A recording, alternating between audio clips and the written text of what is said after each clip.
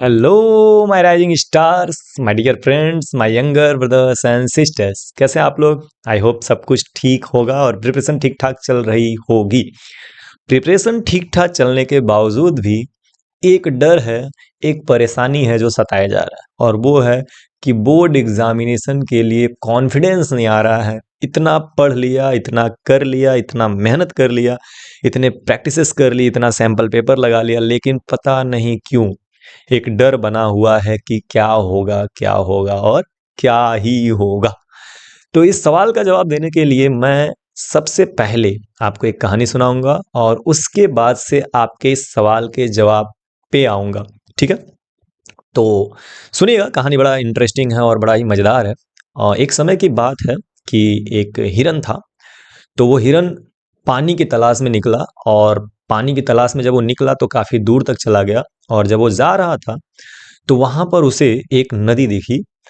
वो बहुत खुश हुआ कि चलो पानी मिल गया एटलीस्ट। बहुत ज़्यादा परेशान वो हिरन, जंगल में उसे कहीं पानी नहीं मिल रहा था और वो काफ़ी प्यासा था। तो पूरे मेहनत के साथ, पूरे परिश्रम के साथ वो चला, काफ़ी मेहनत किया और एकदम अधमरा सा हो गया बिना पानी के। लेकिन अंततः उसको पानी दिख गया। जब पानी दिखा तो वो पानी की तरफ भागा, और पानी की तरफ जैसे ही गया, पानी के नज़दीक जैसे ही गया, उसकी ध्यान पड़ी कि एक शिकारी दूर से तीर और धनुष लिए उसकी तरफ निशाना लगाए हुए है। ठीक है?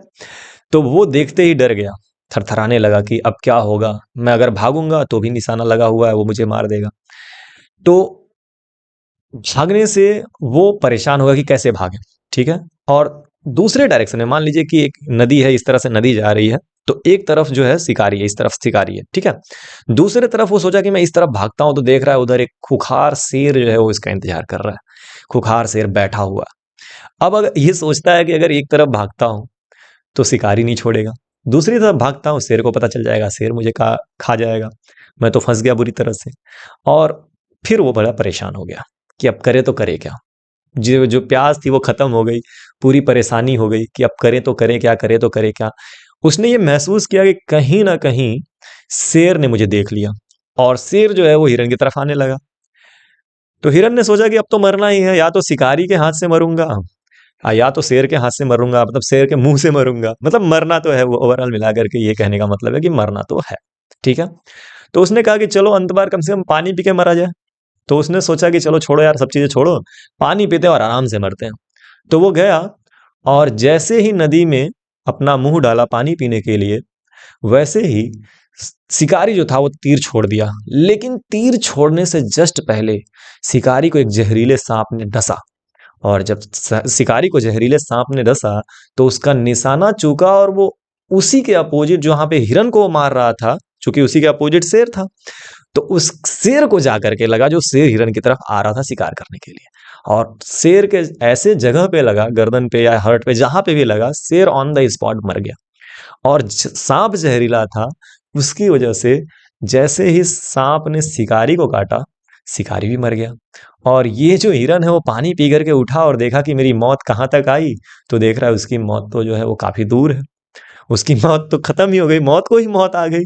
और हिरन जो है खुशी खुशी पानी और पी करके एकदम मस्त होकर के वहां से निकला। ठीक है? तो मेरे इस कहानी का जो मतलब वो ये है कि कभी-कभी हम अननेसेसरी चीज़ों को सोच करके, क्योंकि यहाँ पे तो सब कुछ दिख रहा था, विज़ुअल था कि भाई शेर आएगा, खा लेगा, शिकारी तीर से मारेगा, मैं मर जाऊँगा, एक से बचूँगा, एक से तो मर ही जाऊँगा।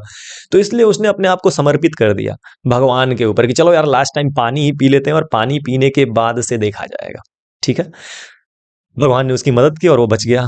फिलहाल यहाँ पर आपके सामने जो प्रॉब्लम्स आने वाले हैं, आपके सामने जो क्वेश्चंस आने वाले हैं, तो बिल्कुल अनप्रेडिक्टेबल हैं, आपको दिख नहीं रहे हैं, फिर भी आप इतने परेशान हो। बट परेशान होने की ज़रूरत नहीं है। देखो, अंडर कॉन्फिडेंस इसको कहेंगे कि आपने इतना पढ़ा है और उसके बावजूद भी अगर आपको कॉन्फिडेंस नहीं आ रहा है, तो इसका मतलब क्या हो गया कि आप अंडर कॉन्फिडेंस हो। और अंडर कॉन्फिडेंस होना अच्छी बात नहीं है। ठीक है? As well as overconfidence भी होना अच्छी बात नहीं है। जैसे अभी रिसेंटली मैं एक लाइव क्लास ले रहा था, तो उसमें एक बच्चे ने लिखा था कि मैं अपने कॉपी में लिखूंगा कि एग्जामिनर दम हो तो मेरा नंबर काट के दिखा। तो ऐसी चीजें बिल्कुल भी नहीं करनी होती। इतना ज्यादा ओवर कॉन्फिडेंस भी नहीं होना चाहिए, और इतना ज्यादा अंडर कॉन्फिडेंस भी नहीं होना चाहिए कि पेपर कैसे आएगा, कितना नंबर आएगा, फेल तो नहीं हो जाऊंगा, 90% आएगा कि नहीं आएगा। 99% आएगा कि नहीं आएगा, इन सब चीज़ों में भी इतना ज़्यादा समय बर्बाद नहीं करना चाहिए। अगर आपने प्रिपरेशन किया है, आपने मेहनत की है, तो उससे रिलेटेड फ्रूटफुल रिजल्ट आपको मिलेगा। भाग्य और दुर्भाग्य भी कोई चीज़ होती है भाई साहब, और जैसे-जैसे उम्र बढ़ती है, वैसे-वैसे ये चीज़ समझ में आती है। छोटे बच्चे जो होते हैं, खास करके 5th 6th में पढ़ने वाले बच्चे, वो ये मानते हैं कि भाग्य होता ही नहीं है, मेहनत करते हैं, रिजल्ट आता है।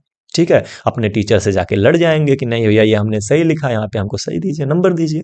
बहुत सारी चीज़ होती हैं जो उनको मेहनत करने में मिलती हैं, वो काम करते तो मिलते हैं, गेम खेलते हैं तो वहाँ पे भी उनको लगता है कि भाग्य नहीं है, बस हम खेल रहे हैं और हमें जो है रिज़ल्ट मिलना चाहिए। लेकिन जैसे-जैसे आप बड़े होते हो ना, वैसे-वैसे आपको ये समझ में आता है, जैसे-जैसे आप 10th में आओगे, 12th में आओगे, ग्रेजुएशन करोगे, आईआईटी में जाओगे, नीट क्वालीफाई करके एक डॉक्टर बनोगे, जैसे-जैसे आप जाओगे, आगे बढ़ोगे, आपको ये समझ में आएगा कि भाग्य भी कोई चीज़ होती है। मान लेते हैं कि बोर्ड एग्ज़ामिनेशन में मैथमेटिक्स में आपको वही सारे क्वेश्चन आए जो-जो आपने प्रैक्टिस किया था। You are so fortunate, 80 out of 80 आ जाएगा, 79 आ जाएगा, 78 आ जाएगा। लेकिन ये भी हो सकता है कि खूब सारे प्रैक्टिस करने के बावजूद ऐसे 1-2 क्वेश्चन आ गए, जिसमें आप दूर-दूर तक पाला ही नहीं पड़ रहा है आपका। तो ये भी हो सकता है, तो इसको दुर्भाग्य कहते हैं। लेकिन कुल मिलाकर के इन सब में जो आपका जो एफर्ट रहा, जो आपकी मेहनत रही, वो तो कांस्टेंट रही, और उसके वजह से कम ऐसा तो नहीं हुआ कि आप 90 मार्क्स नहीं ला पाए। अब तक के मेरे एक्सपीरियंस से मैंने देखा है कि जो भी बच्चे सब्जेक्ट्स में मेहनत करते हैं, दिन-रात मेहनत करते हैं, हार्ड वर्क करते हैं, उनका 92% 93% तो मिनिमम आ ही जाता है। दुर्भाग्य हो, ना पढ़ा हो और वो क्वेश्चन आ जाए तो उस कंडीशन में। अगर लक साथ देता है तो 97 98 तक लेकर के आते हैं वो बच्चे। तो परेशान होने की तो बात नहीं है भाई साहब, अगर आपने मेहनत किया है, तो आपका नंबर तो आएगा। ठीक है? तो इस बात को एकदम दिमाग से निकाल दीजिए, और बिल्कुल भी अंडर कॉन्फिडेंस ना रहिए कि क्या होगा एग्ज़ाम में। एग्ज़ाम में वही होगा, बस आप अपना बेस्ट परफॉर्मेंस दीजिए। देखिए, डर लगना लाज़मी है, हर इंसान को डर लगता है, कोई कितना भी अच्छा रेसलर हो ना, लेकिन जब वो स्पोर्ट में उतरता है, तो फिर वो एक बार ज़रूर डरता है। कोई कितना भी अच्छा बैट्समैन हो ना, जब वो एक बार मैदान पे उतरता है, चाहे वो विराट कोहली हो, सचिन तेंदुलकर हो, जब वो आईसीसी के वर्ल्ड कप में उतरते हैं ना, तो वहाँ पे उनको डर लगता ही लगता है। चाहे वो कहें या ना कहें, लेकिन डर लगता है कि आउट हो गया तो क्या होगा? पूरी टीम की ज़िम्मेदारी मेरे ऊपर है, अगर मैं आउट हो गया तो क्या होगा? ये सारी चीज़ें सब लोग सोचते हैं बच्चा, ठीक है? और इसीलिए डर होता है, बट हाँ, जब हम प्रैक्टिस किए होते हैं और जब बॉल आती है तो हम अपना बेस्ट देते हैं। शॉट लगा तो वाह-वाह, नहीं शॉट लगा तो ओहो! यही होता है और क्या, ठीक है? तो इस बात को आप ध्यान से समझ लीजिए और प्लीज़ ज़्यादा टेंशन ना लीजिए। ठीक है? दूसरी चीज़, कुछ बच्चों के लिए मैं कहूँगा जो ओवर कॉन्फिडेंट है कि अरे मेरा तो अच्छा ही जाएगा, मैं तो एकदम द झकास कर रहा हूँ, दमदार कर रहा हूँ, दबा के कर रहा हूँ और फिर पढ़ना-लिखना बंद कर दे रहा है। नहीं, नहीं, ऐसा ओवर कॉन्फिडेंस नहीं। को ओवर कॉन्फिडेंस नहीं होना चाहिए, कॉन्फिडेंस होना चाहिए। कॉन्फिडेंस भी कैसा कि हाँ, मैं पढ़ाई कर रहा हूँ, मेरा रिज़ल्ट अच्छा आएगा। मैं पढ़ाई कर रहा हूँ, मेरा रिज़ल्ट बेहतर हो सकता है। ठीक है? हो सकता है, होगा ही, ये ज़रूरी नहीं है। ठीक है? जैसे सिंपल सा एग्ज़ाम्पल है, इस बार के वर्ल्ड कप जो हुआ है पिछले 2023 में, 2023 में, उसमें पूरा चांस था कि इंडिया जो है वो जीतेगा। हर एक मैच जीत रहा था और हर एक टीम को उसने हरा दिया। इंडिया ने सबको हरा दिया था, ठीक है? लेकिन सोचो, लास्ट के दिन सबको ये लग रहा था कि ऑस्ट्रेलिया हारेगी, क्योंकि कम स्कोर ही था मेरे ख्याल से। इंडिया ने शुरू में ही 2-3 विकेट ले लिए थे। शमी ने विकेट लिया था, लेकिन उसके बाद फिर धीरे-धीरे जो है गेम पलटा। उसके 2 बैट्समैन टिक गए और इंडिया हार गई। तो कहीं न कहीं कुछ भी हो सकता है भाई साहब, कुछ भी हो सकता है। तो आप कॉन्फिडेंट रहिए और हर एक पेपर को अच्छे से पढ़िए, परेशान ना होइए। डर लगे तो अपने आप को समझाइए कि जो होगा सही होगा। ऊहै हुई हैं जवन राम रचि राखा। जो भगवान ने आपके लिए बनाया हुआ है वो होगा। लेकिन हाँ, हमारा जो धर्म है, जो हमारा कर्म है, उसको हम करें, दैट्स इट। ठीक है?